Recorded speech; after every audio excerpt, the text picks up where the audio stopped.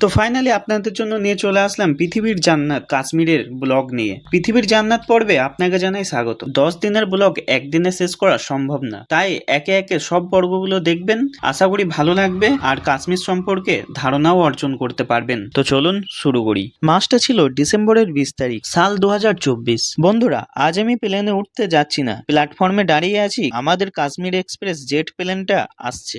এই যে ট্রেনটা আসছে, মনে হচ্ছে না ট্রেন, যেন মাটির ওপর দিয়ে জেট প্লেন ছুটে আসছে। চলুন দেখা হচ্ছে প্লেনে উঠে। তো বন্ধুরা, ফাইনালি উঠে গেলাম আমাদের জেট প্লেনে। জেট প্লেন থেকে বর্ধমানকে বিদায় জানিয়ে কাশ্মীরের যাত্রা শুরু। এই দিনটা আমাদের জন্য খুব স্পেশাল ছিল, কারণ স্বপ্নের এক টুকরো পৃথিবীর জান্নাতে যাওয়ার সুযোগ পেয়েছিলাম। আলহামদুলিল্লাহ। বাইরে দিয়ে যা যা দেখছি তাতে আমার মন বলছে এই পৃথিবী এত সবুজ কবে হলো। আর এভাবেই দিন গিয়ে রাত নেমে এসেছে বন্ধুরা। আজকের পর্ব এখানেই শেষ করলাম, দেখা হচ্ছে পরবর্তী পর্বে।